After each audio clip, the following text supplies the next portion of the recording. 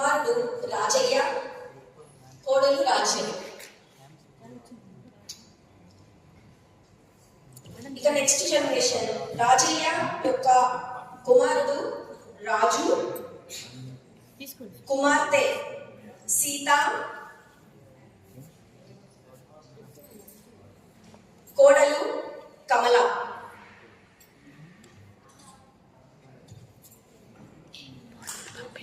వాళ్ళ పిల్లలు చెర్రీ, ప్రీతి.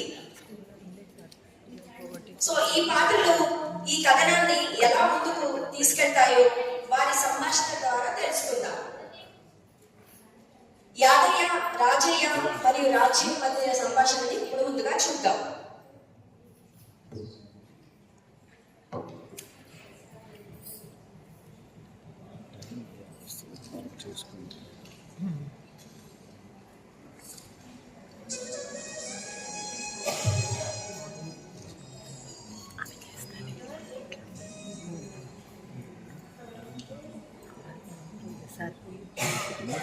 రాజ్యం, రాజ్యం ఎక్కడున్నావు?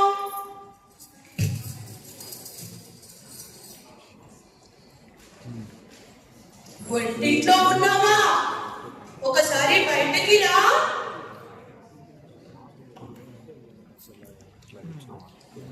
ఎందుకు అంతగా భయపడుతున్నావు? ఈ రోజు నుండి ఇంట్లో నువ్వు స్వేచ్ఛగా తిరగచ్చు. ఏమిట్రా పిచ్చి పని? ఆడవాడు అలా బయటికి రాకూడదు. నువ్వు హఠాత్తుగా పడిపోతే వైద్యుడిని పిలిపించింది రాజ్యమే నాన్న. అవునా? సరేరా, అయినా నీ ఇష్టం.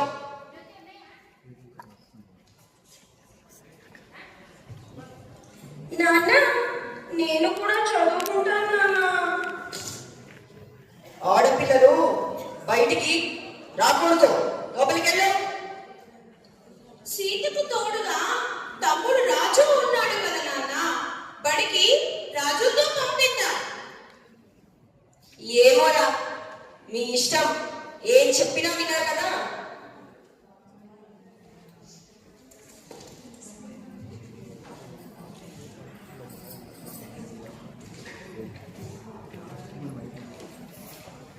సీత మనసులో ఇలా అనుకుంటుంది, ఏమిటో నా తమ్ముడు నాకన్నా 8 ఏళ్ళు చిన్నోడు, వాడితో వెళ్ళాలంట. ఎవరిని చూసుకుంటారో ఏంటో. వంటగదికే పరిమితమా, చాకిరీకి అంకితమా? చదువు, జ్ఞానం, శ్రమ నాకు వస్తాయని మరిచారా? సంఖ్యలు పెంచుకొని సమాజంలో సగభాగమై నిలిచి చూపిస్తా.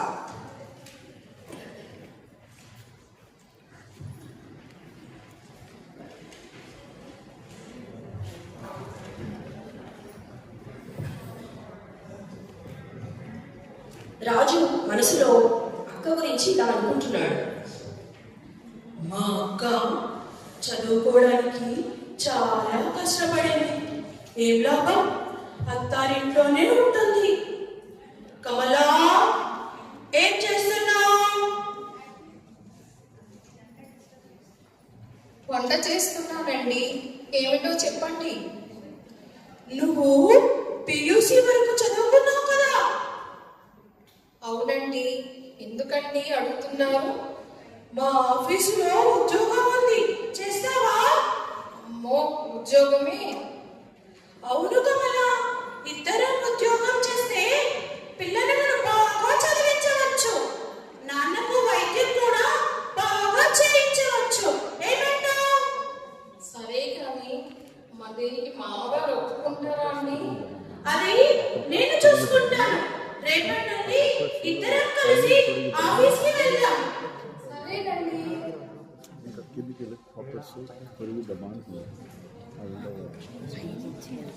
రాజు, కమల, వాళ్ళ పిల్లలు చెర్రీ, ప్రీతి సాయంత్రం ఇంటికి వస్తారు.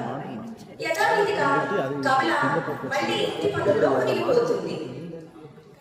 అలా అలసిపోయి పని చేస్తున్న అమ్మను చూసి చెర్రీ ఇలా అనుకుంటాడు, చాలా అలసిపోతుంది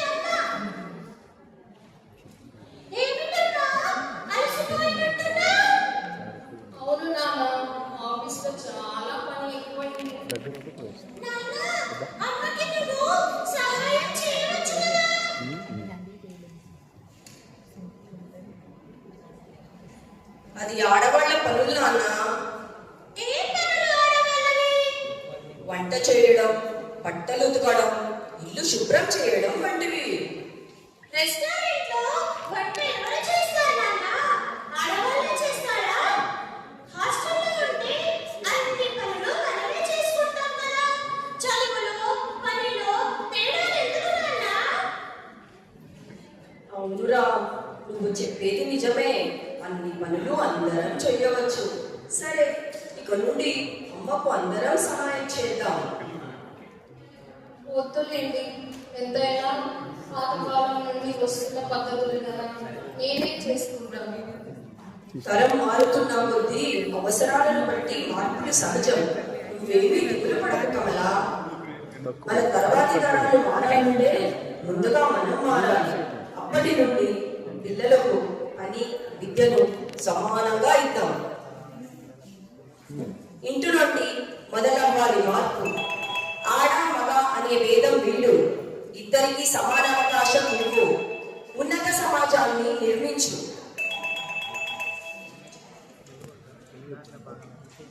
రాజు కమలల మధ్య సంభాషణ.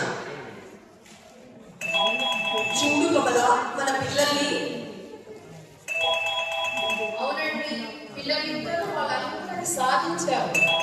అవును కమల, ఒకరు న్యాయవాదిగా మరొకరు ఐఏఎస్ అధికారిగా పట్టాపుచ్చుకున్నారు. శారీరకంగా మానసికంగా బలవంతురాలు అని మనం అమ్మాయి నిరూపించింది. ఇదే కదా మనం చూడాలనుకున్న మార్పు.